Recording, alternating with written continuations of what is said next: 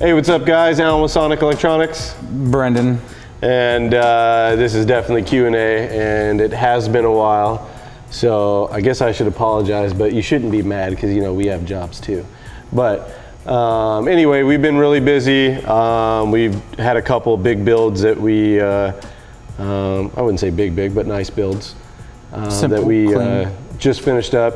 There's one behind us, and you'll see the video for it. And there's another video that will be coming out on a nice build that we did on a Civic, an 06 Civic? Was it? 09. 09 Civic. And so you'll see that shortly.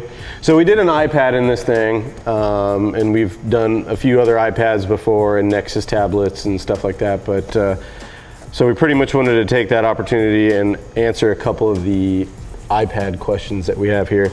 So we'll start with this one. I just finished an iPad in the dash of my 2006 Z06. That's probably one of your favorite cars. Mm-hmm. What do I use for the amp turn on? The one that I would have used with my stock stereo, thanks. And that was from James from Facebook.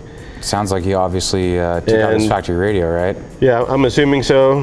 Hopefully by now you probably got your stuff, your amp working out and turned on, but needless to say, yeah, hopefully we can help you.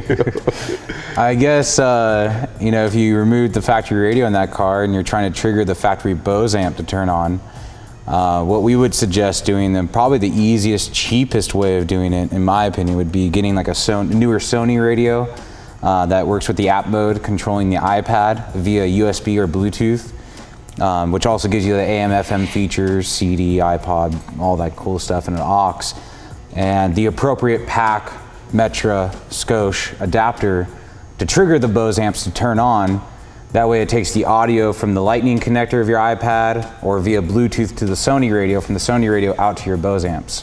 That way everything works like it was factory, and you could still retain your steering controls, seek up, seek down source, volume up, volume down. I think 06 didn't come with steering controls if I can remember correctly, but really? I may be wrong.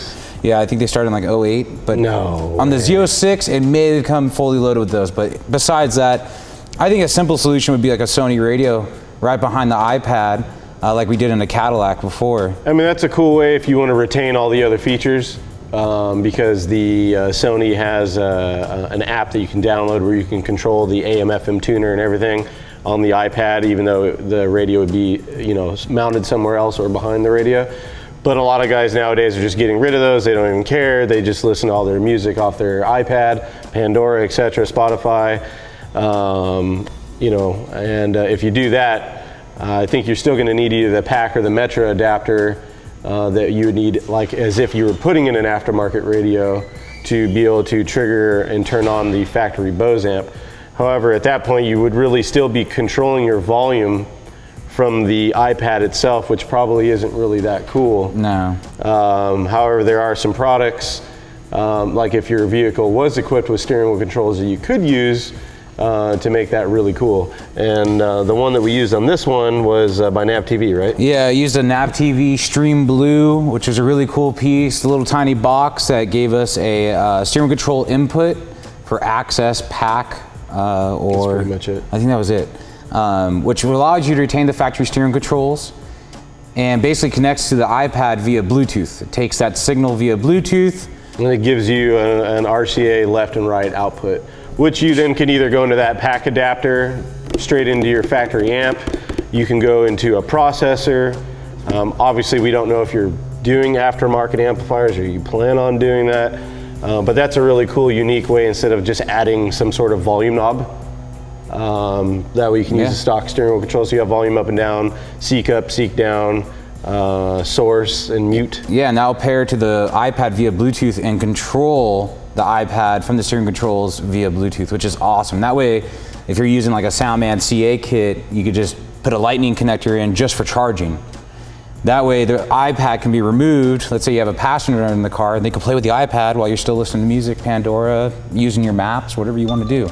Alan's getting a phone call right now, which he should have put his phone on mute. We'll just go ahead and ignore that. But it's probably a customer calling me, so let me take a look here. I don't know who that is. Why don't you mute it? I like the ringer. We'll just keep it ringing. I hate the ringer. I hear that all we'll keep it day, ringing for a little day. bit. All this will be an interesting video.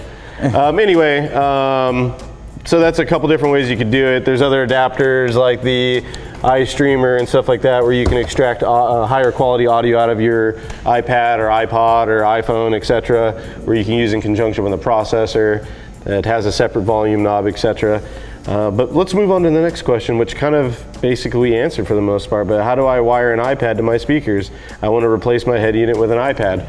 So, I definitely recommend the processor route. It really is relative to the vehicle. Like if you don't have steering wheel controls, there's no point of the Steer Blue. Or Stream Blue. Or Stream Blue, sorry.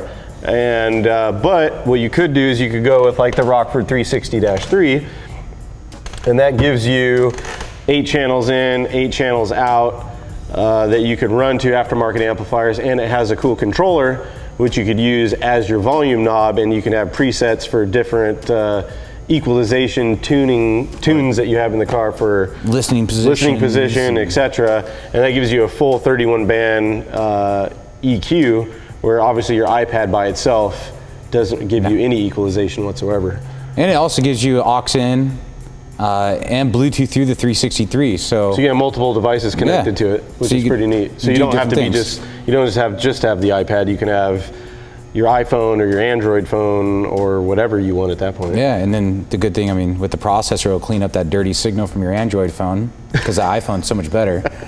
I know I'm gonna get heck for that, but anyways. What the heck? That would be the best way to go. I mean, that's overall, if you're not running. Those are just some of the popular ways of doing it. There's probably 100 other ways out there. Well, you can always do like an MS8, you know, because the MS8 you can use with the factory audio system, interrupting the outputs of the factory amp.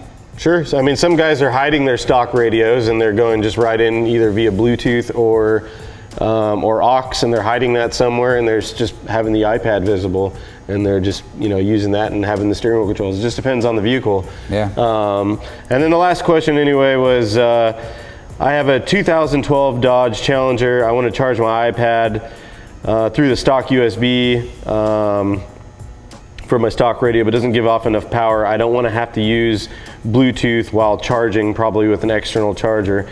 Are there some options, or what options are there? Not that I'm aware of anything. So, I mean, I don't think there's a way to still plug in there and then branch off another charging source like a Y adapter where it still work. I mean, not that I'm aware of. Yeah, especially through the factory USB on that car. Obviously, it's not going to be charging the iPad enough. It probably is a 1.1 amp, where I believe the iPad wants a 2.1 amp charge. There's a 2.1 or 2.2. I think this said it on the back right here. This one does. Oh, I just read it. Oh, come on, you can find it. It's there. It's there. Jeez. Are you reading it upside down? No. Because the box looks like it might be upside down. Well, it said it somewhere, but it's. I remember. Did it really say it? Yeah, it said somewhere. You kind of read it to me like a storybook. But anyways, yeah, with the Challenger, I don't think there's anything that you could really do, because you want to send audio out of the dock connector. You want it to charge through the dock connector, and you don't want to use Bluetooth, right? In some older radios, not that 2012 is an old vehicle, but if it doesn't have the capability of charging at 2.1 amps or whatever it's supposed to be, it won't even recognize the device through the USB sometimes. So I don't know, and I mean, there's times where you can plug it in, it will recognize the device, but it just won't physically charge it because it can't. It doesn't have the ability to do that through that USB. Yeah, you can't. I'm trying to think of other ways to.